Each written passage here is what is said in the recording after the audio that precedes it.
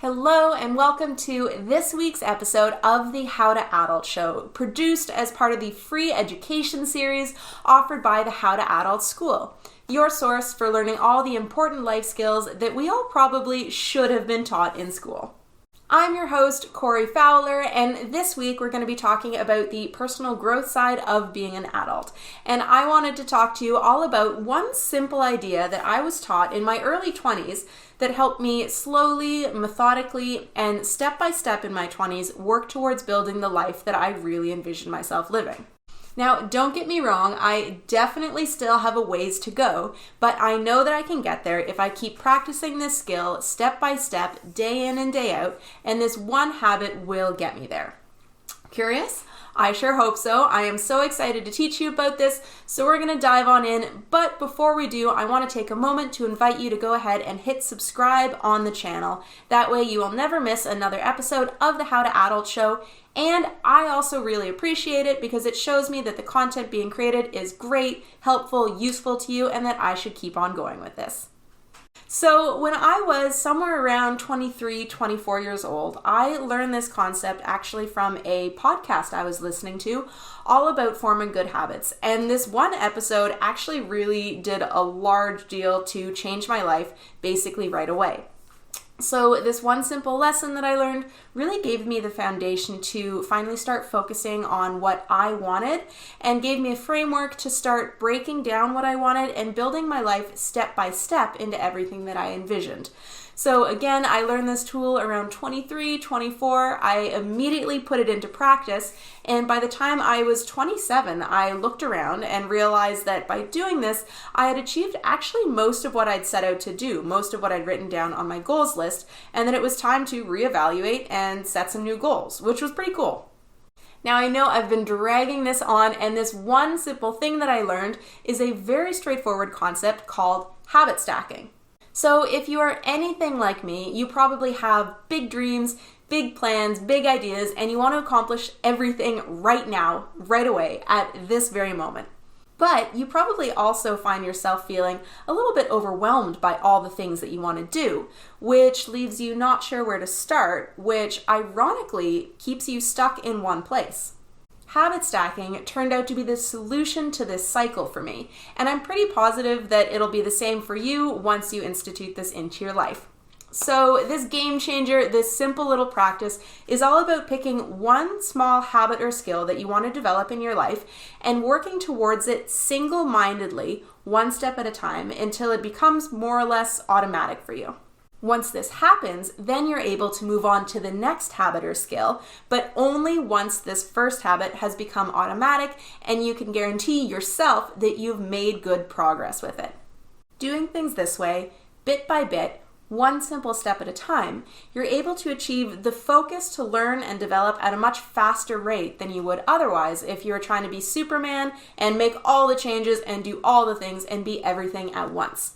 It allows you to build the life that you're dreaming of building block by block, step by step, without feeling overwhelmed by the immensity of the task that you've set yourself. Until one day you will stop what you're doing, look up, and hopefully realize that you've freaking made it there just by taking small, simple daily steps. This is absolutely a skill that I think we should all be taught as children to add to our adult toolbox. Hands down, it is the missing link that so many of us look for when we're trying to change our lives and create something great for ourselves. The reason why I've found this technique to be so life-changing is that it does one main thing no matter what you're applying it to. It takes a complex and large goal that you have and makes it possible to achieve simply by shifting your energy and focus into one area at a time. Because honestly, unless you're Superman, you can't possibly do everything all at once, no matter how much you want to, and it's no good to keep trying, falling off the bandwagon, and then kicking yourself for not making progress. Habit stacking takes the mountains that you set for yourself and turns them into molehills and makes you break down your bigger goals into small, manageable steps that you're able to tick off one thing at a time until block by block you build this amazing thing and this amazing life for yourself that seemed almost impossible when you first envisioned it at the get-go.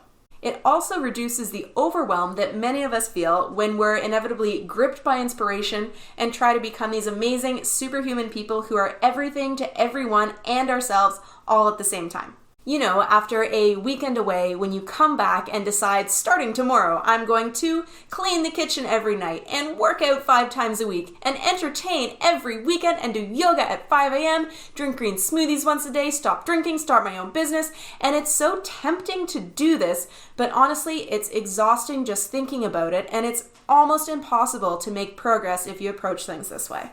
If anybody has had success with this all or nothing method, please teach me your ways, teach me how you did it, because honestly, for me, I find it overwhelming, exhausting, unsustainable, and often leads to me giving up, and probably also to you giving up, and feeling like you never actually managed to accomplish anything that you set out to do. Habit stacking helps you get there without driving yourself into the ground and to a driving halt somewhere along the way. So, how to get started habit stacking. I'm going to go ahead and break this down into 4 easy to follow steps for you. Implementing this practice into your life is simple, but like anything, it's its own habit that you have to get used to and incorporate in a way that works well for you.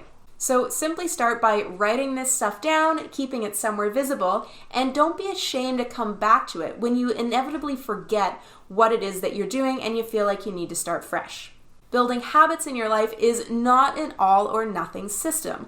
We all fall off the bandwagon, we forget, we get distracted, run out of time and energy, but that doesn't mean that you don't pause when you realize this and come on back to it. So step 1 is just to make a list of all the things that you want to achieve, the habits you want to have, and who you want to be. This is the fun part for sure, dreaming up who you want to be and the life that you want to live. And I want to say, don't limit yourself. Don't hold yourself back. If this is a challenging activity for you and it makes you feel kind of afraid, I've got you covered. I want you to go ahead and go on back to episode number 5 of the How to Adult show called How to Design Your Life and do the broken down goal setting activity that I outlined there. I also have a fantastic free mini training on setting and achieving goals that you can get through the link in the description for this episode or at howtoadultschool.com/audio guide. Your goals list can have huge lofty goals and small goals. Ideally, it should run the gamut between things like, I want to run a $1 million business one day, to I just want to remember to turn on the freaking dishwasher at night. Include it all. And I actually like mixing larger goals with smaller goals and habits because you can't always be working towards something huge, and it's so satisfying and really keeps you going with the rewardingness. I don't think that's a word, rewardingness. It's so rewarding to achieve the smaller goals that will also make your life so much better. For example, remembering to leave your keys in a bowl at the front door every day so that you don't waste hours looking for them all the time. That's not a lofty goal, but if you can take small behaviors like this that you want to develop and make them into habits using this method, eventually they stack up to become something life-changing over time. So now that we've done that, that brings us to step 2, which is taking an honest look at your list and choosing one item to focus on. Now, this is the hardest part because you're probably pretty excited about a lot of the things that you've included on this list, and it's easy to tell yourself, oh, I'll just pick 2 little items to work on because they're small and I'll be able to do them in tandem. Or I'll get there so much faster if I just work on more than one thing at a time. This process is so slow. But I'm telling you, please don't do it. Do this properly, pick one thing. Whenever I try to do more, which I inevitably do, yes, sometimes it works well for a few weeks, but then eventually I get overwhelmed, tired, it's not a real habit yet, so I fall off the bandwagon and don't end up succeeding at any of it. So seriously, pick one thing. This is what you're going to focus on. And if it ends up being something easy that you can incorporate right away, then that's awesome. You can move on to the next thing even faster. When you're deciding where to start, it's often easiest to choose something small or something that already aligns with who you view yourself as or a value that you have. And this is just to get started. So, for example, maybe you've realized that you don't have enough physical activity in your day, so you want to start the habit of exercising after work each day a few days a week. When you're just getting started, this will be so much easier to start to incorporate into your life as a habit if you already value exercise or identify as a person who's generally a healthy person. If you're someone who's always identifying as being unhealthy or saying how much you hate exercise, then maybe don't start with that thing. Start this process by choosing things that will be easier, and you'll start to improve your life and make it easier for yourself to then tackle the bigger items later on. It's always important to make sure you go easy on yourself when you're first learning something and making changes. This is going to help you set yourself up for success so much more. Now, step 3 is to make a clear plan for how you're going to incorporate the habit or the goal that you've chosen into your life. Whether it's something seemingly as small as just remembering to vacuum the rug once a week, to something as large and life-changing as starting to save up for your first piece of property, if you don't make a plan for how you're going to reach that habit or goal, chances are it's probably not going to happen. If you've chosen a larger, longer-term goal, this means you should probably work on breaking your larger goal down into smaller, more manageable steps, and then picking one of these steps to focus on first. For example, the investing in property goal probably should start with a step along the lines of changing your savings routine and creating a new bank account so that you can start funneling money into there and saving up your down payment right away. Creating a plan to incorporate your habit into your life often looks like creating a cue, habit, and reward system. This means deciding on something that will cue you to perform the habit, actually performing it, and then rewarding yourself for your success in some way that works well for you. Personally, when I'm trying to form a new habit in my life, it works well for me to attach it to a time, place, or other activity that already happens. For example, when I decided that my job sitting in front of my computer all day editing photos was far too sedentary and I needed more activity in my days, I decided that I would go do something active at the end of every day when I finished working at 4 o'clock. I made the end of my workday, the time 4 o'clock, and the action of shutting my computer become the cue to going and get some exercise. I did not stop past go. I did not collect $100. I shut my computer and I went to go get some exercise. Whether that was going for a bike, a hike, a swim, doing a yoga routine, going for a run, the exercise changed every day, but the cue that triggered me to go get that exercise remained the same. So my cue was at 4, I would go and do the new activity that I wanted to incorporate into my routine, and then make sure to reward yourself afterwards. For me, this was as simple as ticking off a box showing that I did in fact work out that evening. I love tracking things and having lists. I find that super satisfying. And then making sure that I gave myself permission to enjoy a relaxing evening, making some good food, enjoying some time off, and most importantly, not doing work in the evening. That was my main reward. For another example, if you want to get a better handle on your finances, decide that you're going to review your spending on the first of each month and put it in your calendar. That way, the first of each month becomes a trigger, and when that time rolls around, you can use that as your cue to print out your credit card documents, pay your bills, and figure out how much you spent that month. Then, reward yourself with doing something fun like seeing a friend, going to a yoga class, or picking up dessert for dinner that night. Whatever your thing is, it's important to plan it out by deciding on your cue, so a time, location, or activity, planning out how that action is going to take place, and then making sure that you reward yourself. Finally, the fourth step, and I just briefly accidentally touched on it before, the fourth step is to track your habits. So it's quite well understood that writing things down and tracking habits will help you achieve your goals faster. We are all human, we all get distracted over time, and it's so easy to forget quite often what you're working towards when life comes at you from all sides, as it tends to do. Tracking your new habit keeps it front of mind, helps keep your laser focus, and is so rewarding to see when you've actually gone ahead and achieved your goals. Find a way that habit tracking works well for you. Personally, I use a day planner and I like to create a series of squares every day that when I complete that habit or activity or whatever it is that I needed to do that day, I then check off the square, and that allows me to look back and see my consistency and figure out if something is working well or if I'm going off course a little bit. For example, starting this business, the How to Adult School, at the beginning it felt so huge and so overwhelming. I was completely intimidated by it and had no idea how to get started. So I didn't know how I was going to get started, but I decided that at the beginning of the day, every day at the start of my workday, I would spend the first 2 hours of the workday working on this. And it didn't matter what I did during those 2 hours, I just needed to make sure that until I was ready to launch, 2 hours of my day, at least every single day, would be just working on this project. And then when I was done that time each day, I would make sure that I crossed it off my list with a big satisfying X and would then let myself take a short break and usually have some tea and, of course, chocolate. Now, true, of course, there were days when I didn't manage to get my 2 hours of work a day in on this, but because my life or other business got in the way, I had to be a bit flexible about this.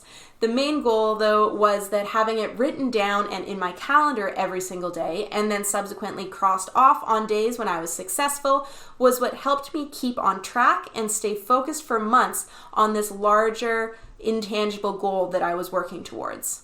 I can definitively tell you that if I hadn't recorded this and kept it visible for myself, it's very possible that days, weeks, or even months could have gone by where I just lost inspiration, or I didn't prioritize properly, or I just got too busy with other things to do the work, and I would have been delayed in this, my big overall goal, for months longer.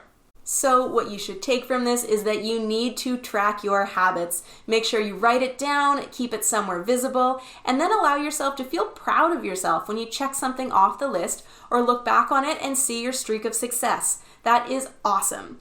And don't guilt yourself when you don't manage to either. Remember, it's not all or nothing. Just get back on track and recommit to not breaking your habit the next day. Tracking will also make it really easy and clear to you to be able to see when you've achieved what it is that you've actually been working towards, or to see when the habit or skill you've been trying to develop has become automatic, which is always super exciting, and then it means it's time to revisit your goals list that we started with and decide what's next.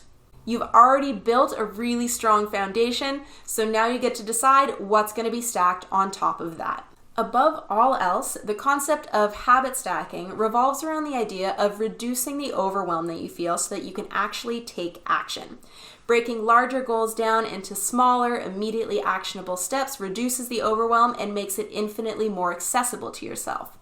Dreams can definitely feel big and daunting, and this sometimes makes it easier to just keep them as dreams, but it's so easy to let years pass by like this. Instead, you could start now just making small bits of progress by stacking one step on top of the next, and this is what gets you to actually do things and keeps you in motion. It turns you into a doer instead of just a dreamer without you even really realizing it.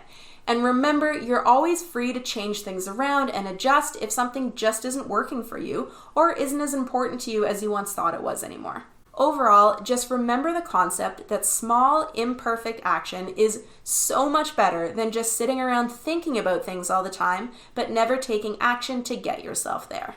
So to recap, if you have dreams, whether that's about the things you want to accomplish, the things you want to build, or the person you want to be, you can get started getting there by picking one action, working on it, and then building on it step by step, block from there. Incorporate habit stacking into your life first by making a list of goals and dreams. Second, by choosing one goal or action to focus on. Step number 3 is making a plan for how you will incorporate this action into your life. And step number 4, arguably one of the most important steps, is setting up a system to track your progress until you get there. Then celebrate. Go back to your list and start building on what you've just achieved by picking the next thing that you want to work towards.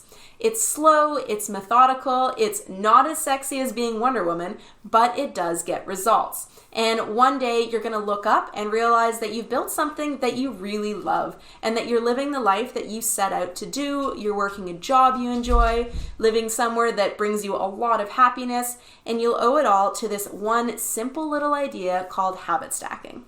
So if you were really excited by the concept that we covered in today's lesson, I have some resources to share with you that will help you dive even deeper if you're a habit and goal setting nerd like I am. First, I want to invite you to start by going to the website howtoadultschool.com and downloading the free audio training I mentioned earlier that walks you through a more detailed process of goal setting, habit stacking, and habit tracking. Next, make sure that you check out the show notes or the description for links to 2 of my favorite books of all time about the science of habits. The first is called The Power of Habit, and the second is called Atomic Habits. They're both well worth the read if you want to go deeper into this concept and learn a little bit more. Again, you can find them linked below through the personal growth branch of the resource library at howtoadultschool.com/personalgrowthbooks. Also, if you haven't yet, make sure you hit subscribe so that you can keep tuning in every week when we release a new episode of the How to Adult Show. Thank you so much for tuning in to today's episode. I am so excited for you to get started building something, and I will see you right back here next week for a new episode of the show.